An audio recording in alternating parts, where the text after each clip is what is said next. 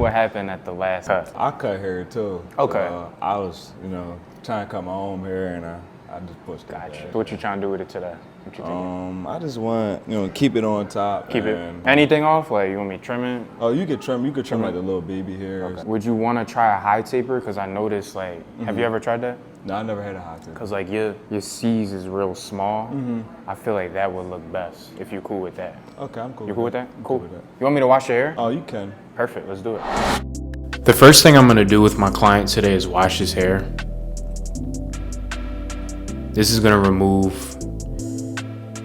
any dirt in his scalp, but the important thing to do is add conditioner back into the scalp to moisturize it, and I'd even recommend some oil too. So originally he wanted a high taper, but he later then changed his mind right after I washed his hair, and he told me that he definitely wanted to have his C cups. So I definitely think the high taper, it would have been more easier and it might have looked better, but I still think I did a great job on his haircut. It definitely fit his head shape too. So I'm gonna set in my initial baselines right here, starting with the sides, and then I'm gonna go to the back.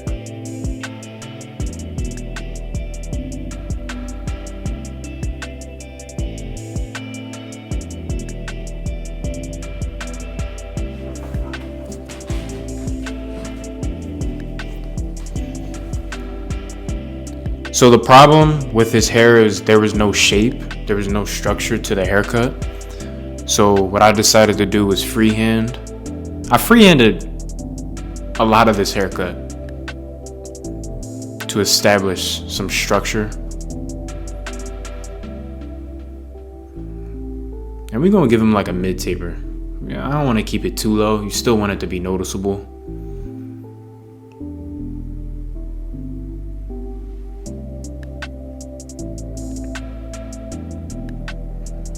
And unfortunately, I had to remove a lot of the bulk at the top, which I didn't really want to do, but I had to do it just to kind of make the pushback look less noticeable.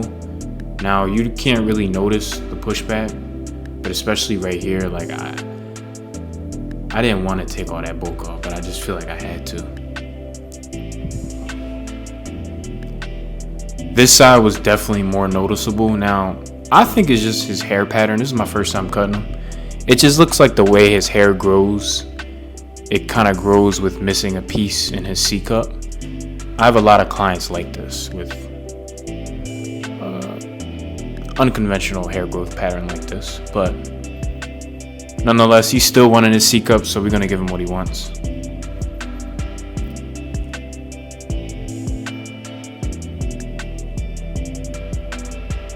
And for the back, typically what I do, I set in my guidelines and I always take that 3, like I have right here.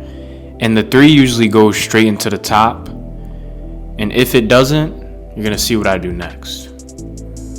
This is the highest guard you're ever gonna use with afro hair, in my opinion, in regards to fading.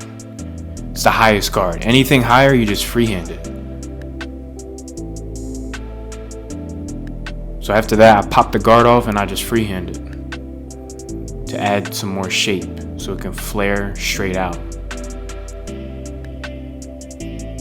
We don't want this to look like an undercut. That's a popular style with young guys, like very young kids, undercuts, but as they get older to this age, they want it to look more like a real haircut, flowing straight up. Is there men that do like undercuts? I'm 100% positive, yes. I even have clients, but in regards to this type of hairstyle, it looks better flowing straight up, in my opinion.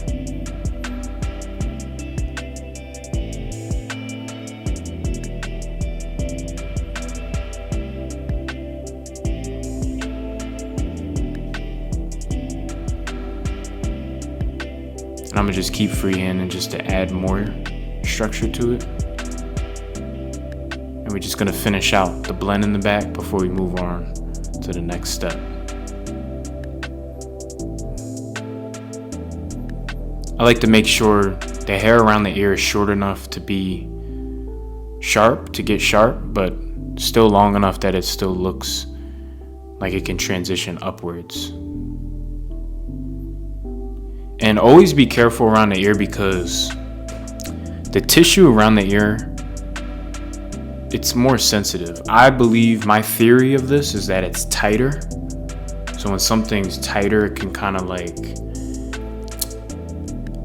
you can't put as much tension without it breaking, if that makes sense.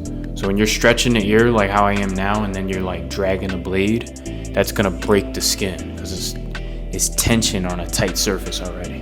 That's just a theory though. It's not proven, it's a theory.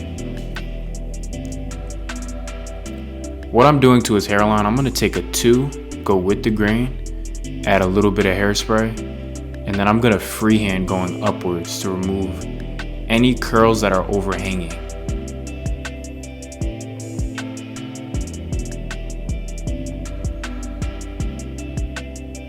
And I always seem to favor that right side. I always start in the middle, but I always seem to favor that right side. It's definitely probably because I'm right-handed, and because that side just always performs better on camera.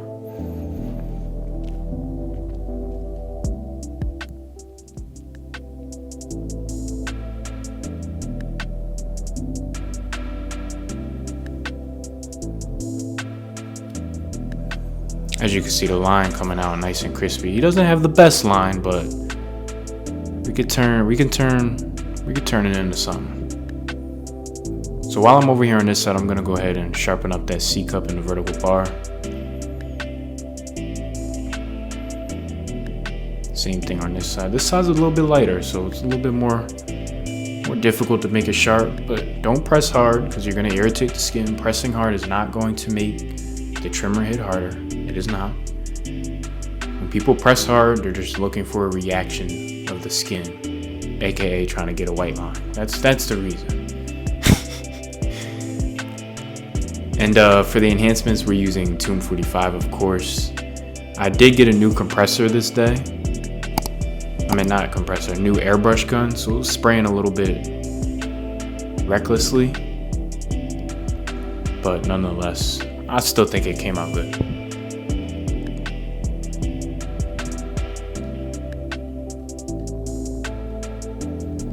So I'm gonna pick his hair out.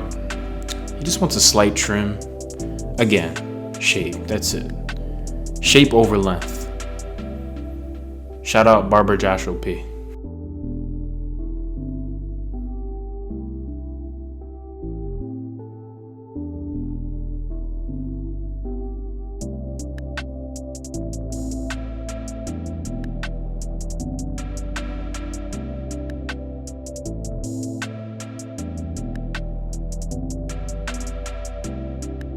And I'm just going by the eye. Like I don't have a mirror at my station.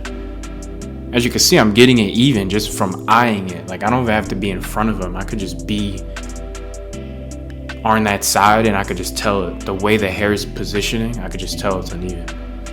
So I sponged it after. Now I'm using my Easy Blade razor. Use my promo code the4thken for a 10% discount. I'm spraying with some oil sheen. This is how my client came in, and this is how he's leaving. Remember, this is my first time cutting his hair, so a lot of these clients are first time clients. Look at that line. Clean. It's your boy 4 and I'm out. Peace.